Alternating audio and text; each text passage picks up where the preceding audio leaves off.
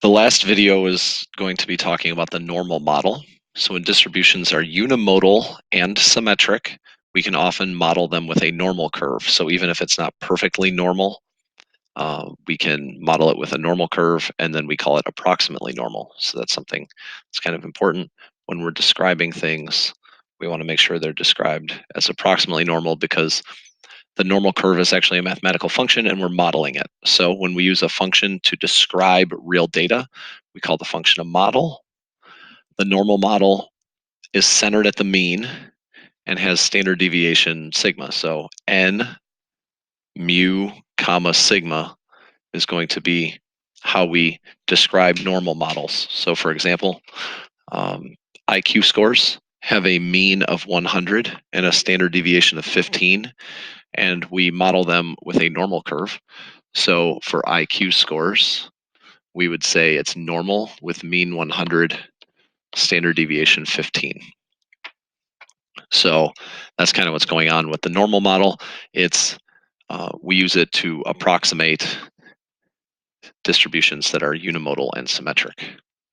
When graphing a normal distribution, the inflection points, so that means that where it turns from happy face to frowny face or from frowny face to happy face, the vocab we use for that is concave up for happy faces and concave down for frowny faces.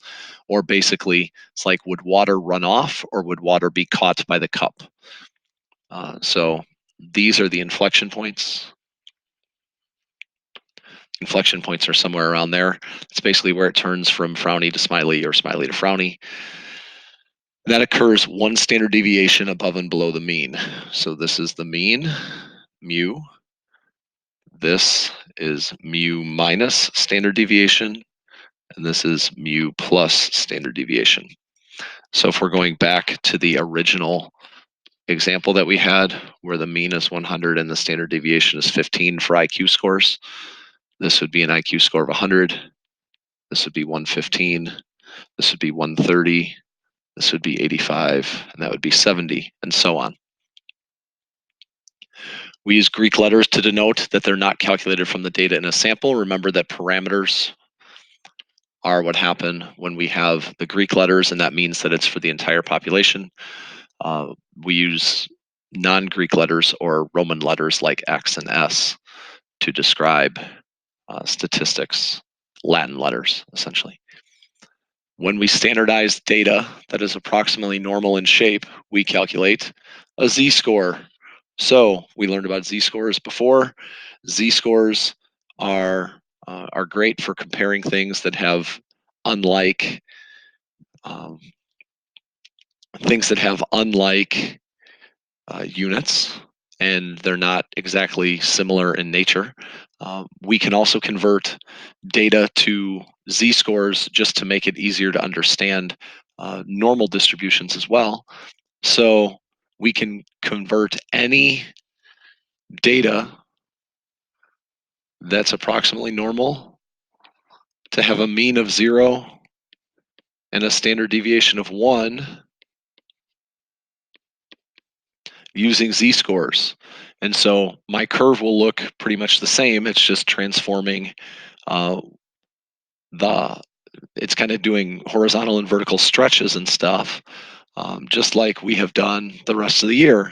But that's not going to change the shape of the graph. It might change how stretched it is or its location on the x-axis, but it's not going to change the actual shape of the graph. And so these transformations that we're doing to turn it into a standard normal, where we have 0, 1, 2, -1, -2, that's not actually going to do anything in terms of making something that wasn't approximately normal. Now all of a sudden, magically, it's going to look like a bell curve. That's not how it works. So it has to be approximately normal first in order to stay approximately normal with a conversion to z-scores. 68, 95, 99.7 rule, also called the empirical rule. So if we have something that's approximately normal, then approximately 68.7% of the observations are within one standard deviation of the mean. Approximately 95% of the observations are within 2 standard deviations of the mean, and approximately 99.7% of the observations are within 3 standard deviations of the mean. So here's the mean, 1 standard deviation, 2 standard deviations, 3 standard deviations. My graph isn't perfect, and again, it's hard to draw on the smartboard. But what that means is that 68% of the observations are going to be inside the red shaded area. So within 1 standard deviation of the mean, I have 68% of the observations. If I extend this to be 2 standard deviations, 95% of the data will be between 2 standard deviations of the mean. And if I extended it to all the way out to 3 standard deviations of the data, that would be 99.7% of the data, or practically all of the data is within 3 standard deviations of the mean. There are very few that would be outside of that. Only 3 in 1,000 would be outside of that range, or that area under the curve. And so now let's do some quick calculations. Since we know that things are symmetric, if I'm looking at a normal curve and I want to find the probability that something is greater than the mean, I know that something being greater than the mean occurs 50% of the time.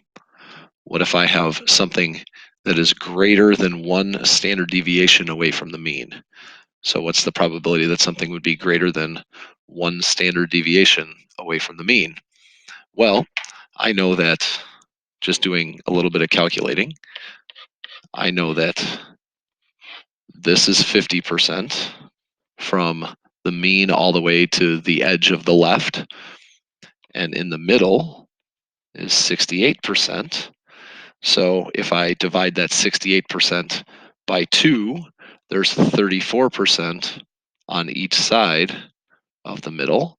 So I have 50% over here and 34% here. 50 plus 34 is a total of 84%, which means that the shaded region to the right of 1 standard deviation of the mean would be 16%. So a lot of this is just calculating and kind of understanding the symmetry of things. What if I want something between 2 standard deviations to the left and 1 standard deviation to the right? So here's the mean, 2 standard deviations to the left, 1 standard deviation to the right. So if I want to find this region, here's what I know. This is 68%. Then I have to figure out what this part is in order to add it. So this whole thing is 95%. And I basically would do, oh wait, 95% actually goes a little bit further than that. So that's my fault. So 95% goes to the 2nd standard deviation away. So basically, I have to figure out what each of these x's are, and then kind of figure out what this x would be. So I know that 68% plus 2x equals 95%.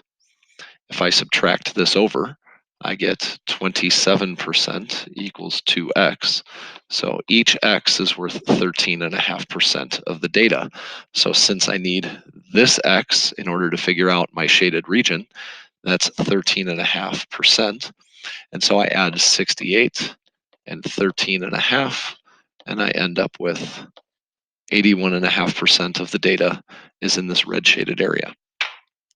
So there will be questions like that that you kind of have to figure out. Suppose that birth weights of newborns are approximately normal with a mean of 7.6 and a standard deviation of 1.3. So I'm going to draw my normal curve, mean 7.6. You always want to draw this with a pretty accurate scale. 7.6, where it changes from smiley to frowny, is 1 standard deviation, and you kind of want them to be about the same distance, because if you're drawing it accurately, that's something that you want. So that's 8.9, 6.3, 5.0, 10.2, and so on.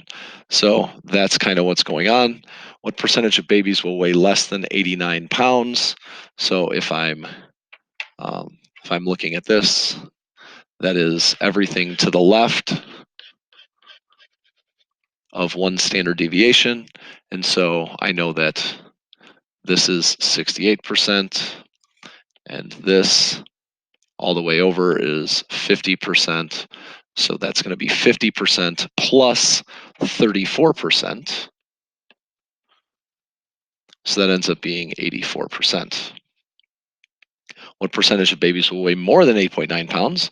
Well, that's going to be 100% minus 84% because the whole thing has to be 100%. So I get 16% for that problem. What percentage of babies will weigh more than 5 pounds? If I want to figure out what percentage of babies are going to weigh more than 5 pounds, I'll make another quick normal curve. So 5 pounds is 2 standard deviations below. So I want more than 5 pounds.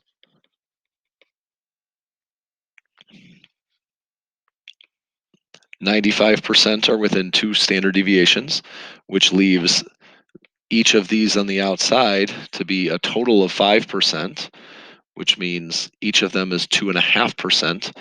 So this part that's unshaded is 2.5%, which means the probability or percentage that something is more than that empty spot is going to be 97.5%.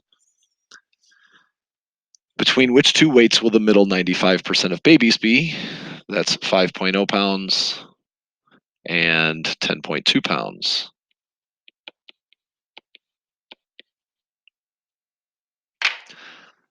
What proportion of babies weigh less than 8 pounds?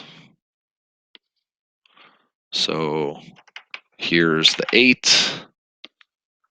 Well, um, uh, I don't know how to do that, at least not yet. So, because we don't really have anything in the empirical rule for this means we kind of have to figure something out. So let's use z-scores. So the z-score for a weight of an 8-pound baby is about 0.31.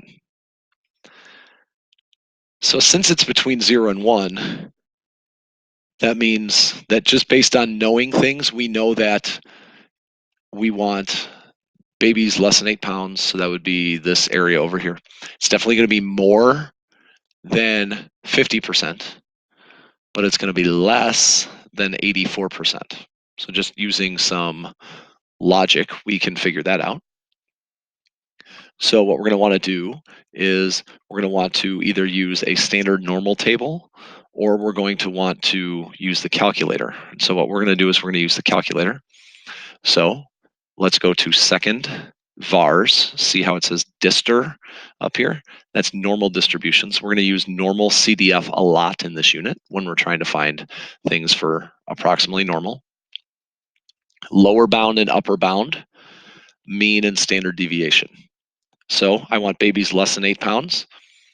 So babies between 0 and 8 pounds, I know the mean was 7.6 and the standard deviation was 1.3. So I just calculate what it is and the calculator gives it to me. So it's 62.084%.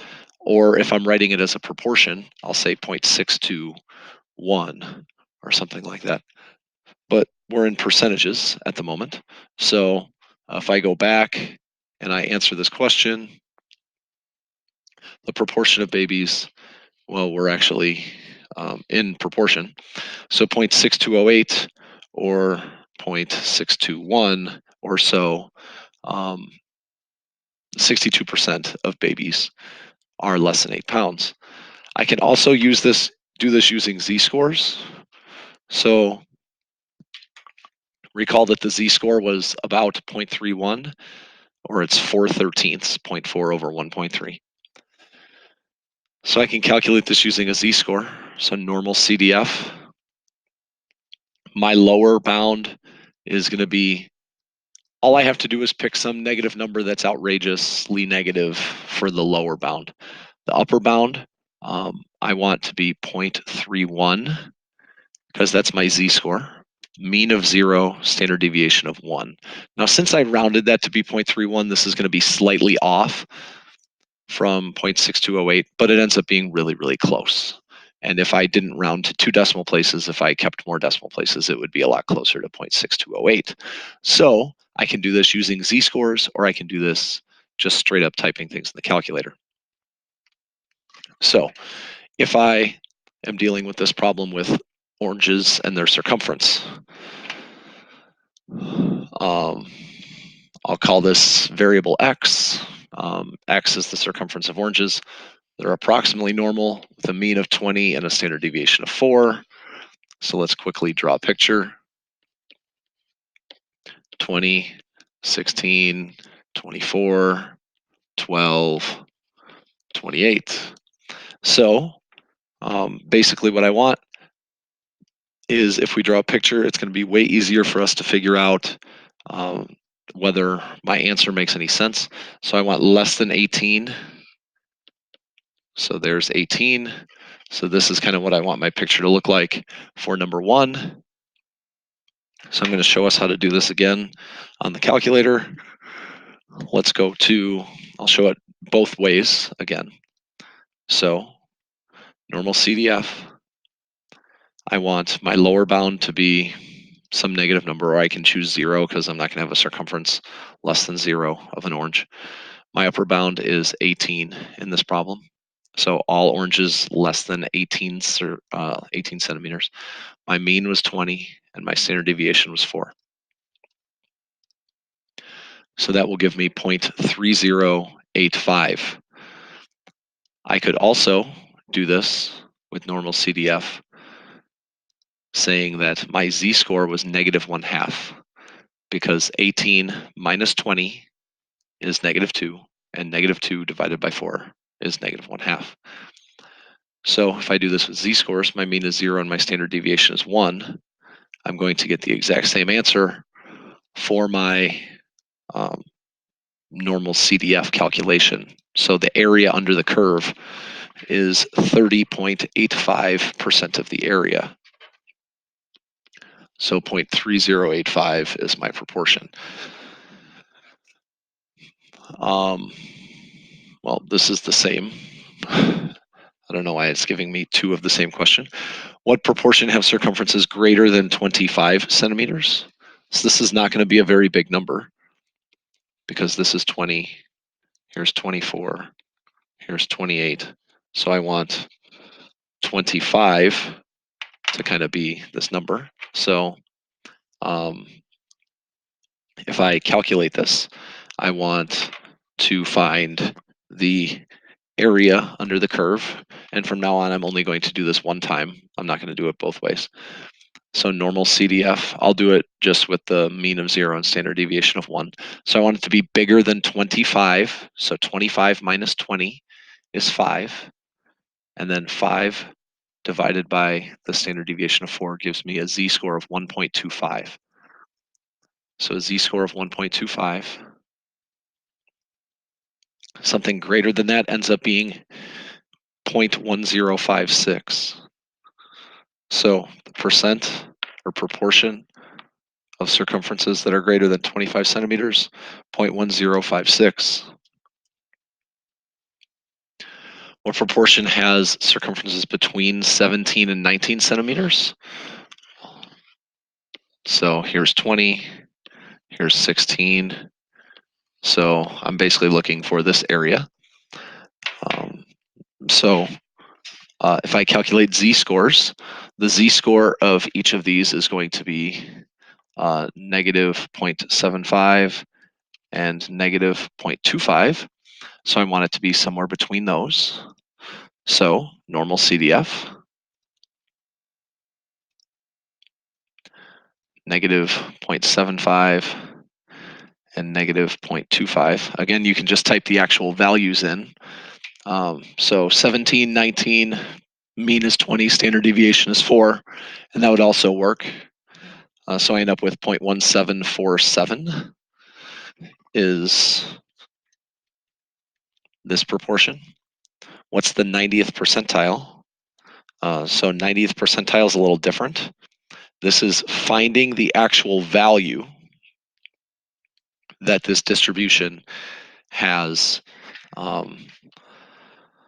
finding the actual value that I need. So like finding the actual circumference value in centimeters. So what I'm going to do for that is inverse norm. So inverse norm, I want the area to be 0.9 because that's going to find all the area to the left. So 90% of the area is going to be to the left. Mean is 20, standard deviation is 4.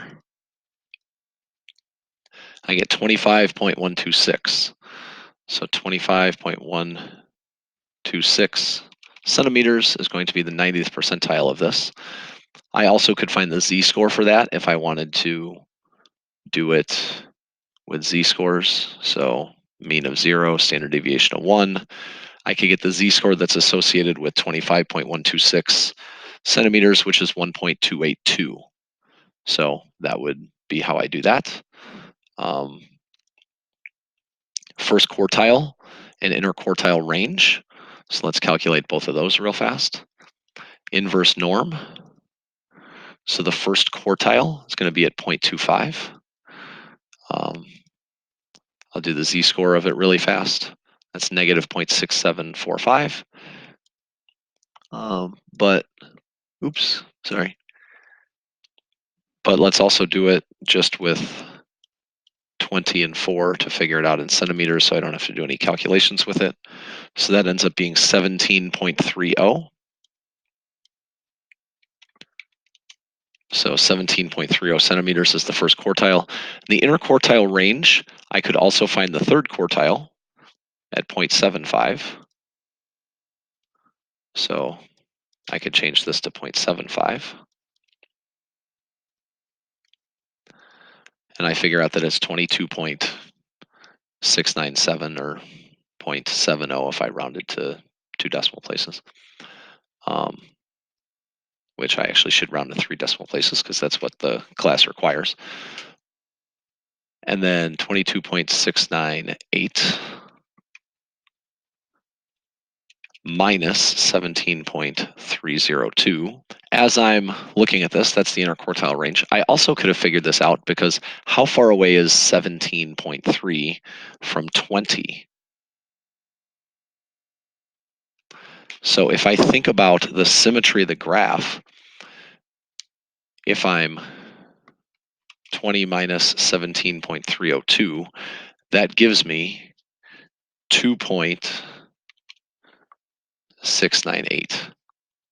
So if I'm looking at the graph, the first quartile is 2.698